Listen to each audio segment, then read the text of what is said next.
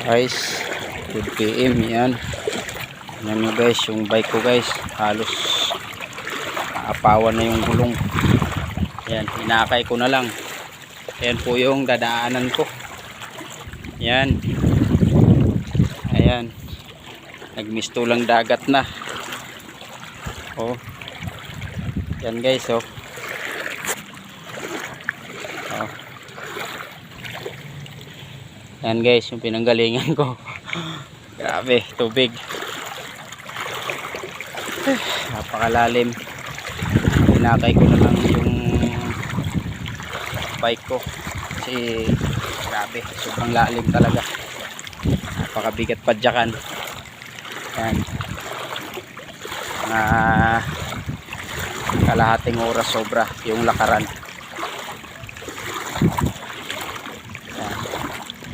Bago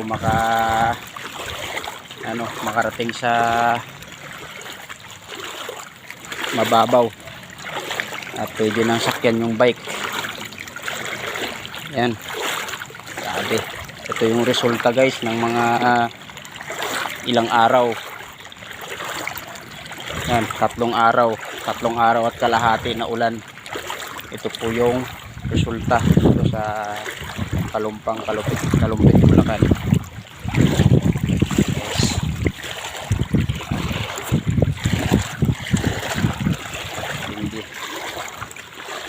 Hindi yung baha. Yan.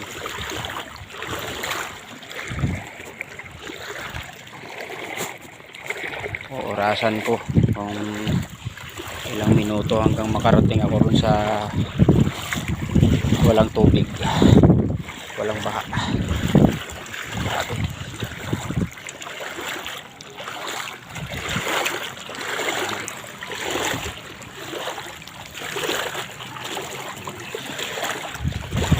Dito to guys sa Kalumpit, Bulacan. Ganito ang resulta ng ulan na halos 3 araw, mag-4 na araw na.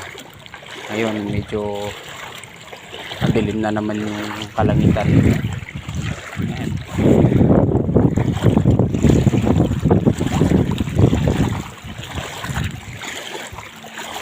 Parang uulan na naman.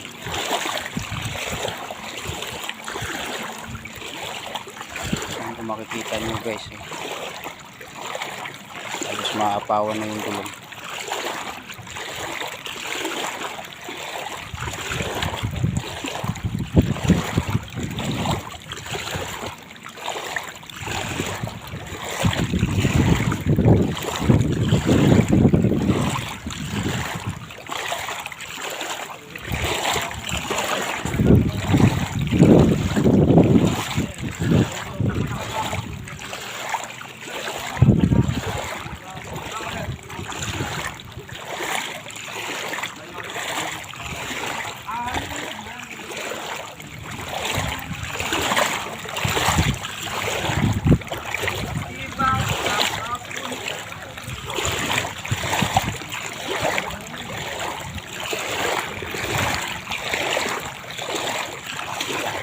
Grabe, pakalalim.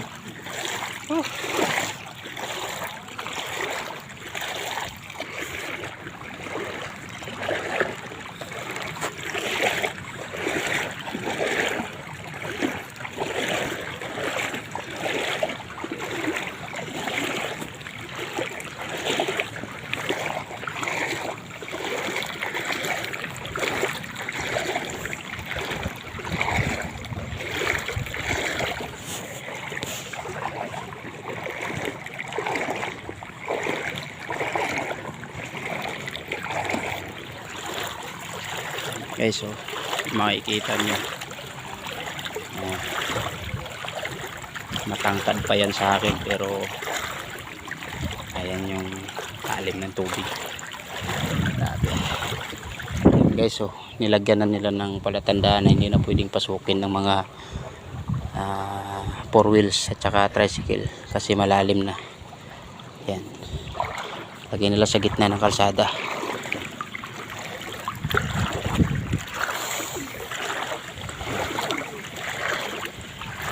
Itong area na to mga guys, yan, papuntang subdivision yan. Papasok ng subdivision. Hindi na makakadaan. Napakalalim na.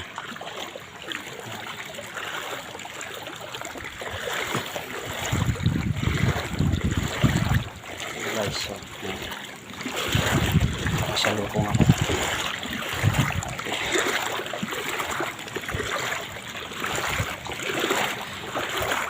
Grabe yung parusa.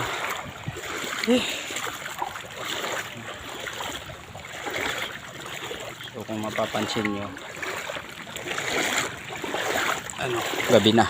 Medyo madilim na kasi late na rin pumalit yung kapalitan ko gawa nung binaha. Malalim din yung area na pinanggalingan niya. Medyo natagalan din siya. Malayo-layo din, naglakad lang din.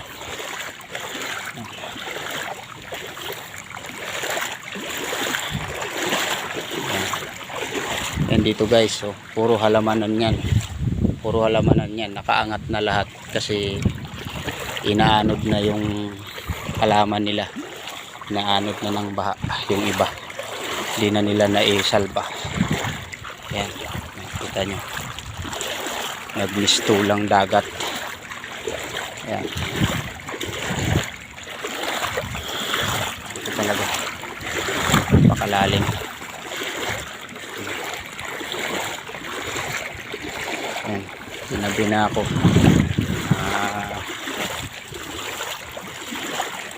20 minutes pa siguro yung lalakarin ko bago ako makarating sa area na walang tubig, na mababaw. May tubig, although may tubig pero mababaw lang. Yan mga idol.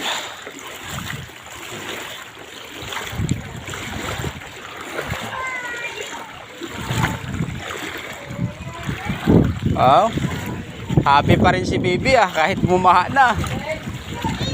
Ibon.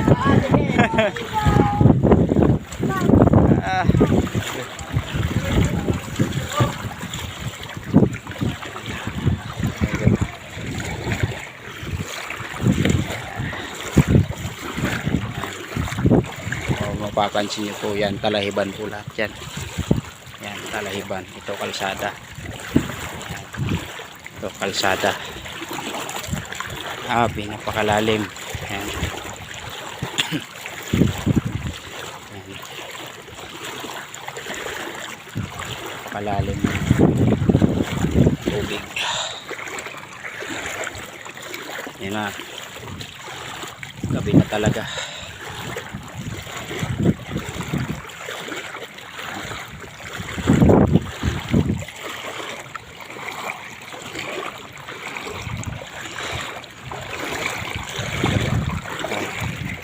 Dito mga idol, yan mas malalim po.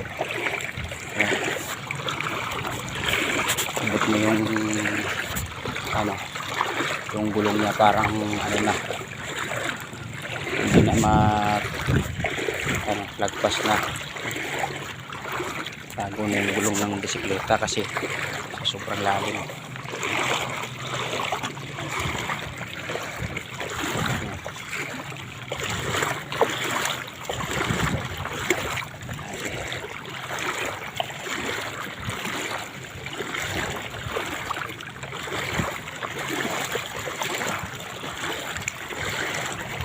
Halos mag 10 minuto na ako mga idol naglalakad pero yan, hindi pa rin ako nakakarating dun sa kanto kung saan mababaw yung tubig.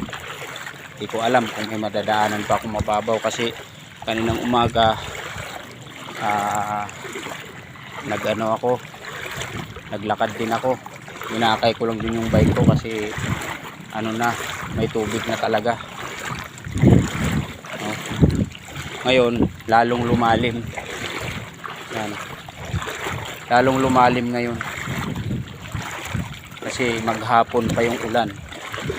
Wala kaninang umaga, kagabi, kaninang umaga at saka ngayon. So 3 araw na.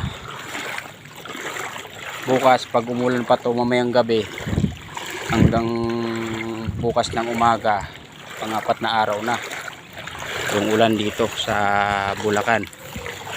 sa Kalumpang, Kalumpit, Bulacan. Yan.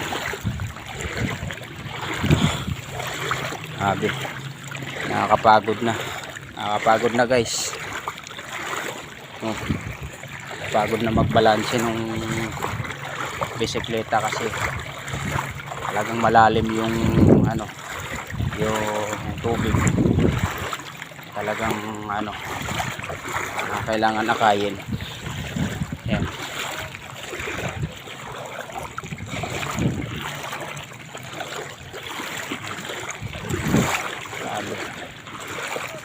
Oh.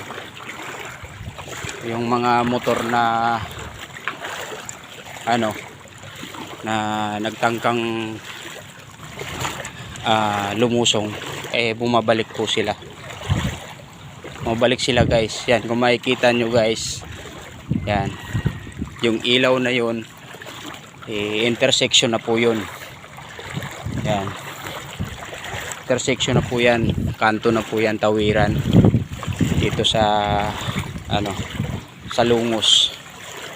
Yan, lahat po ng nagtangkang sumuong dito sa malalim, bumalik po sila kasi nakasingle.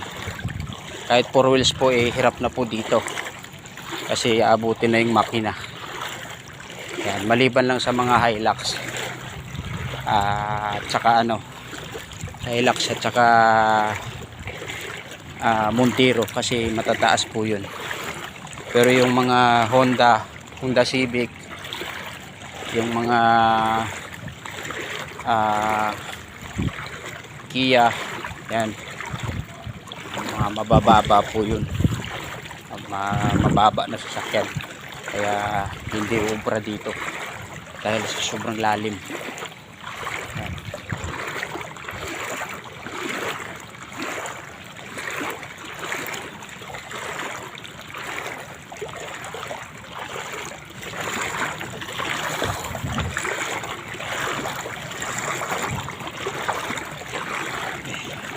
Mapapansin nyo madilim na.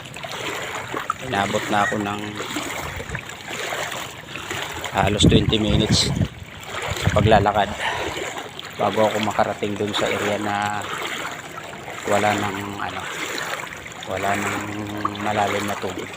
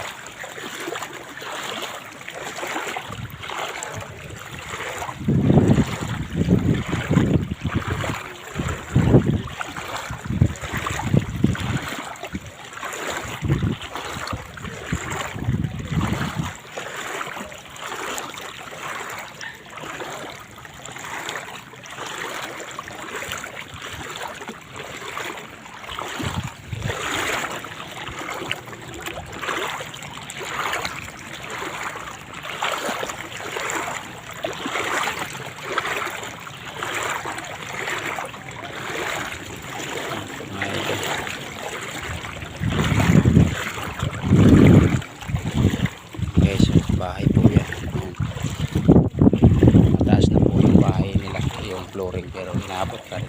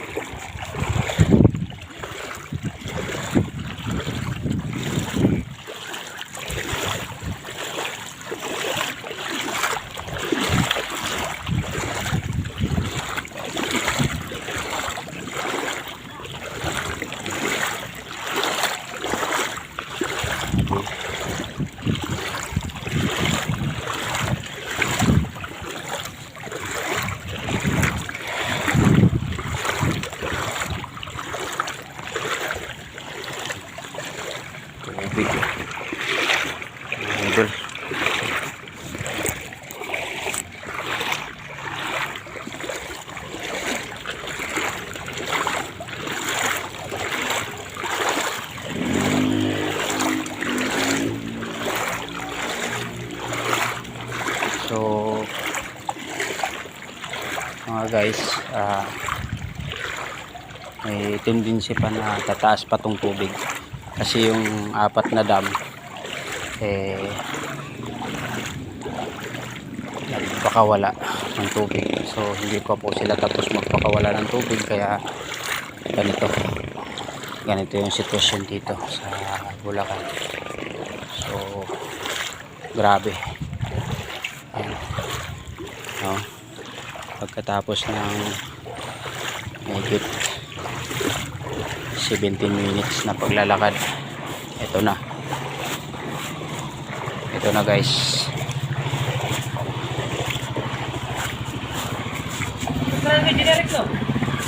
Sarado na po. Ayan guys, parating na ako sa walang tubig. Thank you Lord.